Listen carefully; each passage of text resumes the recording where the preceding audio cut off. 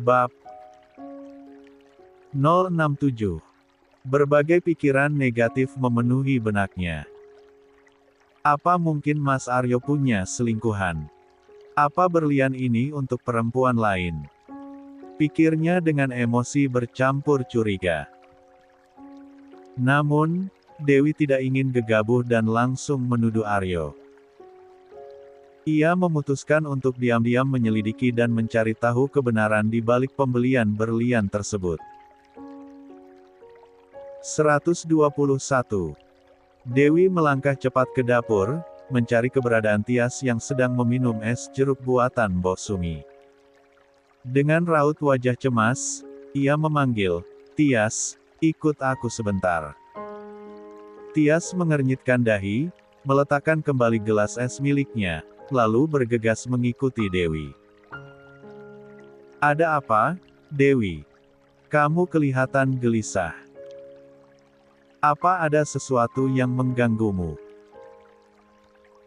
Tanyanya sambil mengikuti langkah Dewi menuju taman kecil di samping rumah. Begitu sampai, Dewi menoleh dengan wajah serius. Ia meraih tangan Tias dan berbicara dengan suara pelan namun tegas. "Tias, tolong bantu aku. Aku butuh bantuanmu untuk menyelidiki Mas Aryo." Tias terkejut mendengar permintaan itu.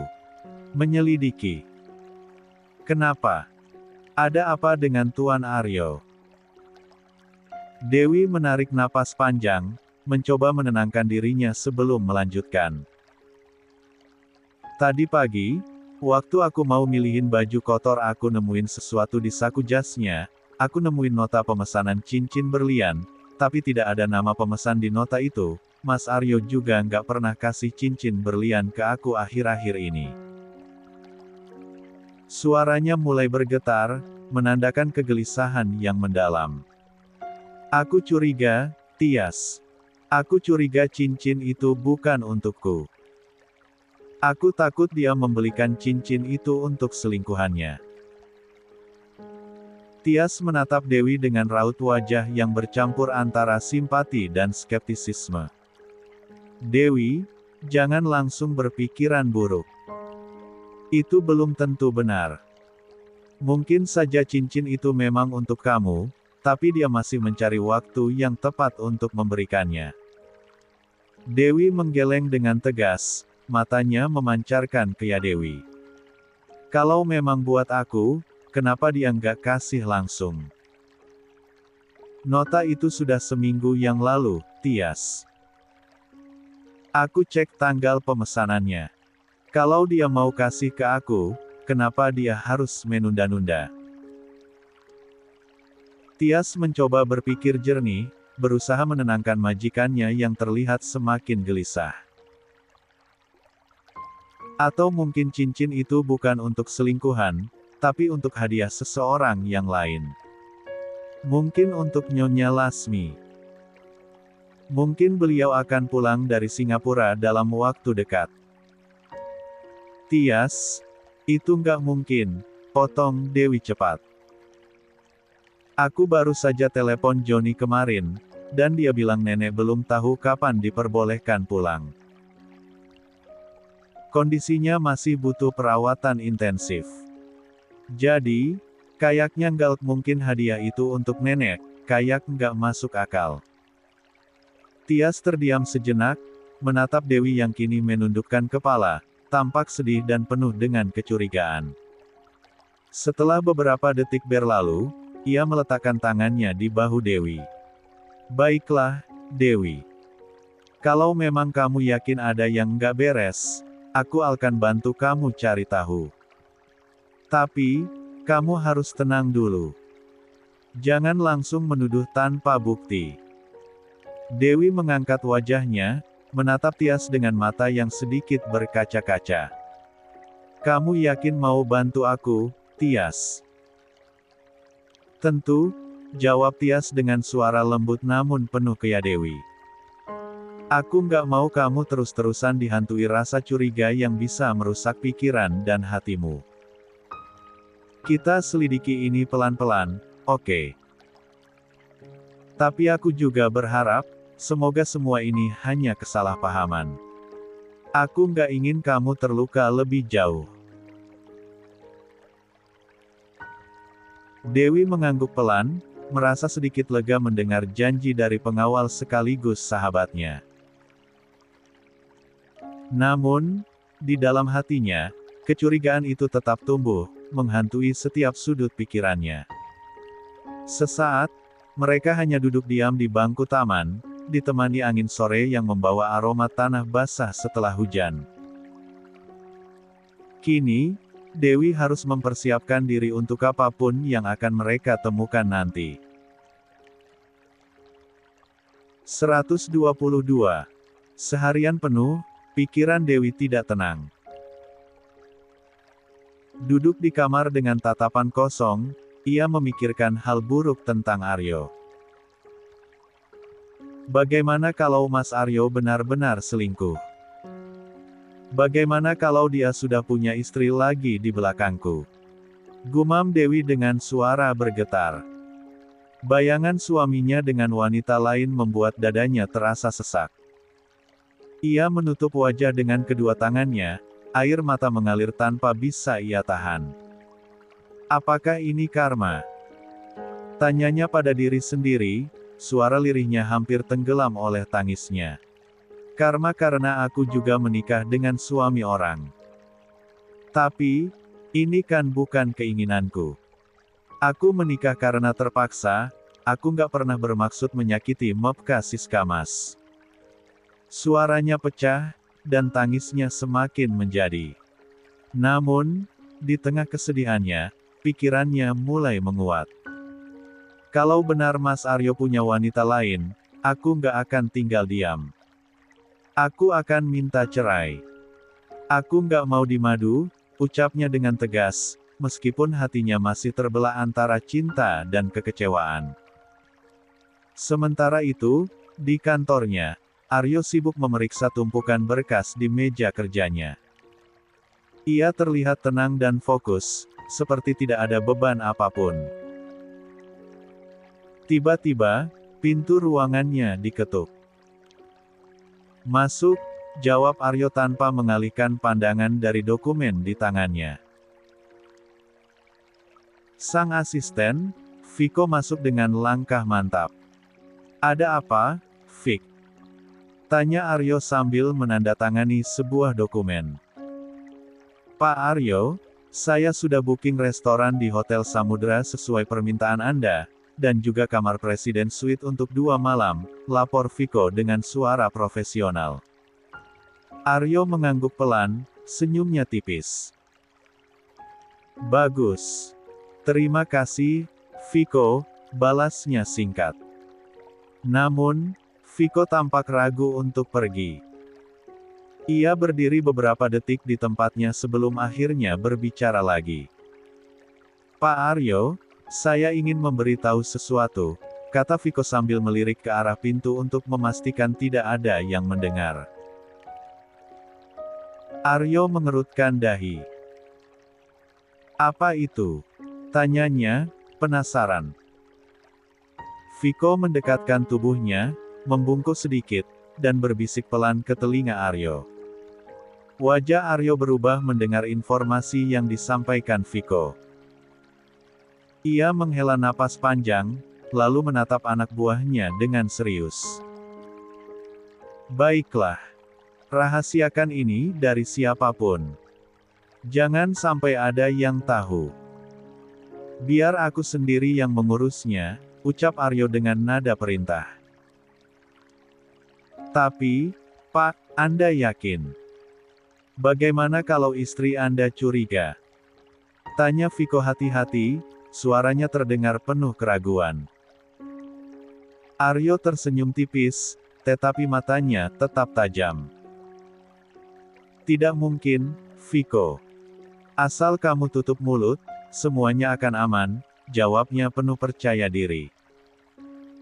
Viko mengangguk, lalu segera meninggalkan ruangan. Aryo menyenderkan tubuhnya ke kursi kerjanya, menghela napas berat sambil menatap langit-langit.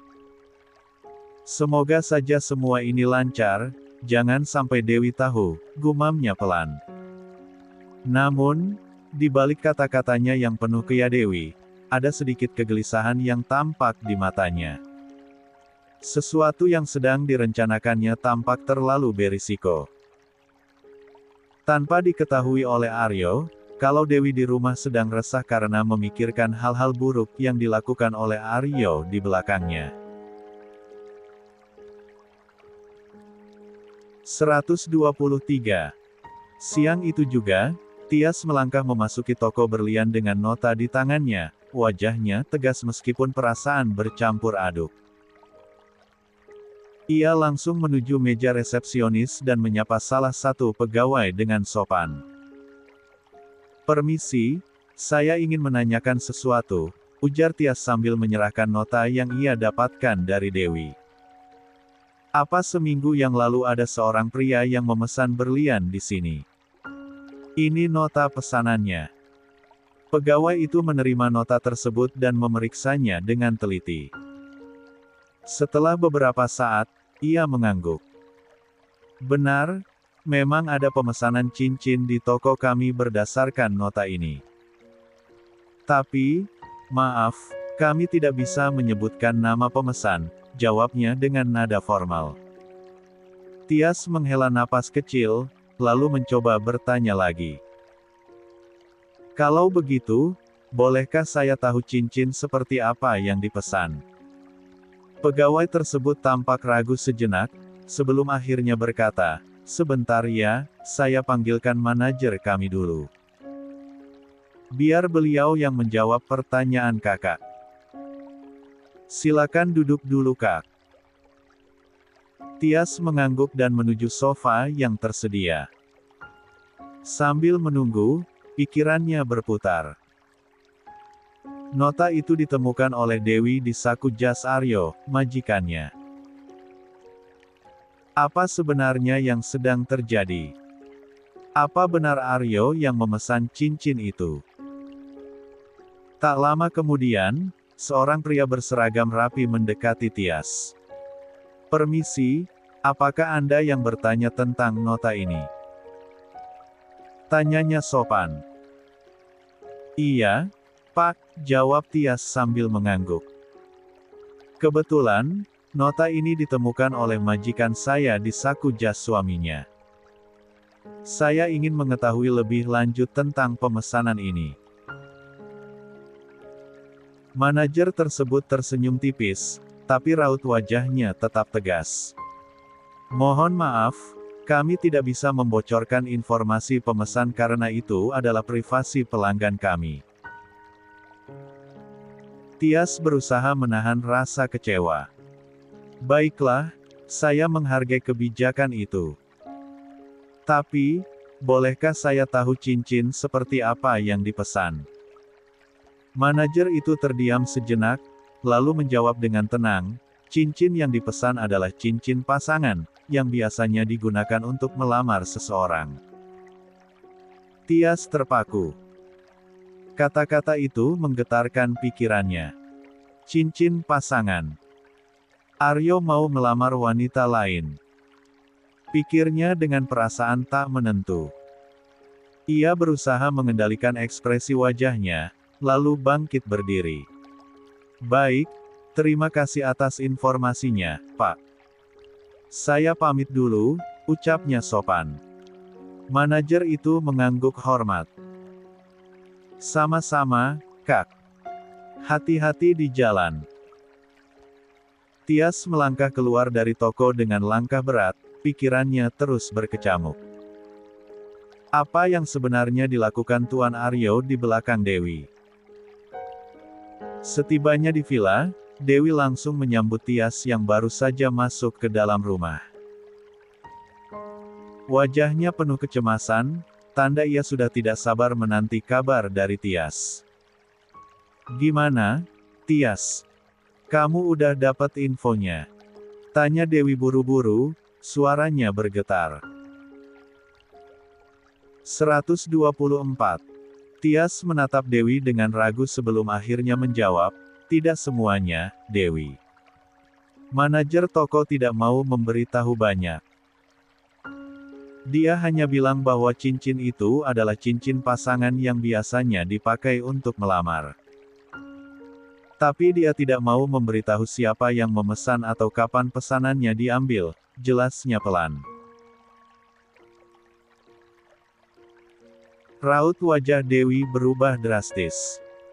Pikirannya langsung dipenuhi bayangan buruk tentang Aryo. Melamar wanita lain. Bagaimana mungkin? Tanpa bisa menahan diri, air matanya mengalir deras, dan ia menangis sesenggukan di depan Tias. Melihat majikannya begitu rapuh, Tias segera menghampiri dan mencoba menenangkan. Sudahlah, Dewi. Kamu harus tetap berpikir positif. Siapa tahu cincin itu memang untukmu.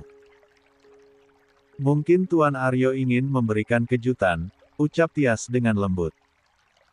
Namun, Dewi hanya menggeleng, menatap Tias dengan mata basah. Tapi buat apa Aryo melamarku, Tias? Kami sudah menikah, bahkan sekarang aku sedang hamil besar.